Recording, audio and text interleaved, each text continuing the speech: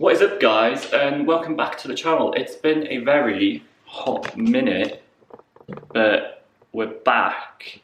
Basically, I've been working on a few things and thinking about a few things as well, and in that process I've just been procrastinating a bit as well. I'm just taking a bit of time to just see how things want to unfold themselves, not put too much pressure on myself, just enjoy the rest of the year and what I had to offer. But with that in mind, it is a new year and I want to start off the new year on a good foot. You only fall back on a habit and then suddenly it's hard to pick up again. This is how I've gotten with YouTube a bit, and I want to get back into regularly posting every week and just getting the ball rolling again on this place. So what I wanted to talk about today, because it's quite an important subject and it's one that really interests me and I'm very passionate about, and I think it's a good place to start off this new year for anybody who is looking to invest in themselves, in their personal development, or just continue with what they've been doing in the past year. It's a subject of stress, and it's one of the reasons why we don't pursue personal growth, because we see a challenge there and we think, oh, it's going to be so hard to change these habits, work through these limited beliefs, do the self-work and the self-inquiry, all that sort of stuff. And all of that is within good reason. Like, it is really hard. This work of processing your own stuff, of going through your history, all of it, it is a challenge, and it does bring with it anxiety because you're moving outside of your comfort zone. So there is a challenge there, and I'm not here to say that there is no challenge at all and it's going to be a walk in the park, because it certainly is not. But I don't want that to be a reason for anybody to not pursue this work and not commit to growing because they see a challenge there. And here is one of the main reasons why. There is stress on both sides. You might not know it, but you living a life which is not aligned to your true wants and needs, when you're showing up every day and you're like, ugh, like, I really don't enjoy this. I don't enjoy my work. I'm not in a good friend group. I don't have any hobbies. That sort of lifestyle brings stress with it. So you can get caught in this position where you see stress on both sides. You see stress in growth and you see stress in staying the same.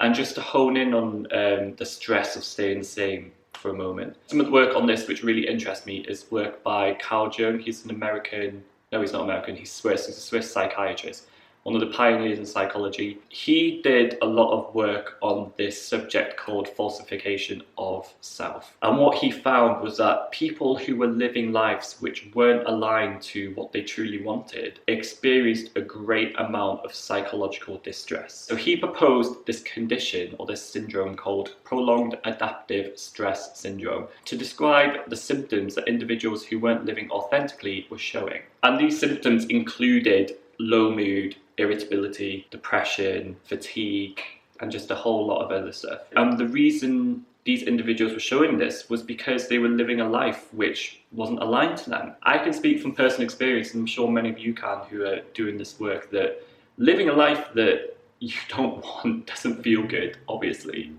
And whether you know it or not, when you're showing up every day and you're doing a job you don't like, you're in a relationship that doesn't satisfy you, you know that deep down. Whether you can acknowledge it or not, subconsciously you know that your life isn't how you want it to be.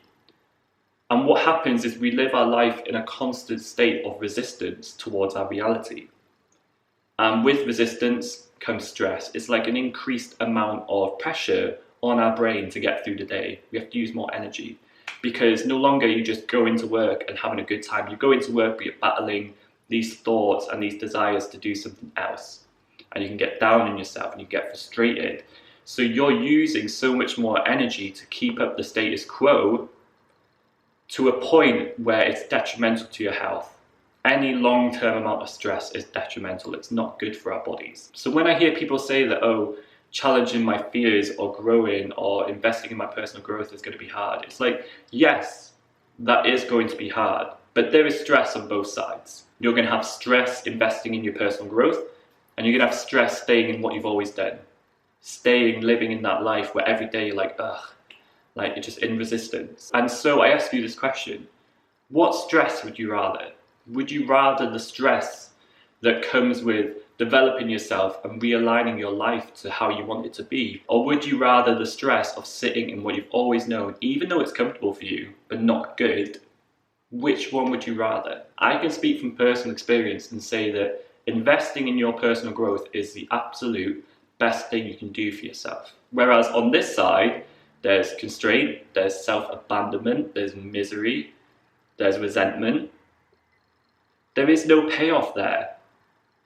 What is your payoff? Maybe just satisfying the people who have judgments about you, or the people you suppose have judgments about you. Satisfying societal norms or familial norms. Like, that is not serving you. That is not going to lead you anywhere. If anything, by the work that Carl Jung has done, it's going to lead you to illness, mental illness and physical illness, because you're under a great amount of stress and nothing's coming from it. The best moments for me, and this is why I continue to do this work, is because I know, even though I might face a challenge in my personal growth, when I overcome an anxiety or I just succeed in some way, that feels so good. Do you know how good it feels to wake up in the morning and be like, my life is going in the direction I want it to? It's fulfilling. It feels great. We are in such a great place as human beings to have free will. And I think when you are restricting yourself and you're sitting in a life that doesn't align to you, you're taking away your free will. You're giving into all the judgments from the people around you or society that are telling you that you can't be a certain way. And that takes away your own autonomy. You have a right as a human being to be who you want to be and do what you want to do. Of course, within its limits, so we're not hurting other people, but you have a right to live the life that you want to live. And you have a right to pursue the goals that you want to pursue. That is your right. And yes, there's going to be stress there, and it's going to be painful sometimes, but through the canopy, there's going to be this light where you're like, yes, like, it feels so good. And even though challenging your anxieties and challenging your beliefs can be difficult, it gets easier with time. It's always hard when you're starting out because you've never done it before. But give it a bit of time. When that ball starts rolling, when you push that snowball down a hill, it gets momentum, you get used to it. And when you start overcoming those anxieties, when you start overcoming those limiting beliefs, suddenly your life gets much easier. You can relax then without that nagging voice in the back of your head saying, this isn't what I want. I'm living a life that doesn't satisfy me. I feel like shit. So I love this work so much. And on that note, I'm going to leave it there. But just a little motivation for you to absolutely kick 2022, that is a mouthful, 2022, in the arse, just to go for it. And understand it's going to be a challenge.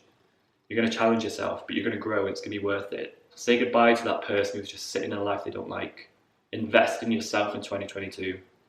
Do it. You can smash it. And if you need help, get a therapist, get a coach. Ask your friends and family to support you. Or even just do it alone if you feel like you can. I've done much of my work alone. There are podcasts, there are books, there are other people online on social media who are going through the same thing that you'll be going through. There is so much support there. So with that in mind, again, I hope you all had great holidays and you've had a great rest. But let's go for it in 2022 and let's smash it. So thank you so much for watching. Check back next Wednesday for another video where I will be posting every week. I'm determined to do it. I'm gonna do it. And guess what? I've got a podcast coming. And that's going to be starting very soon. I've recorded a few episodes, so I'm just putting stuff into place before I actually launch that. But I'm super excited about it, so stick around for that as well. Click the subscribe button, like the video, leave a comment, all of that. You can follow me on social media down below. And again, I hope you all have a great week. I will see you later.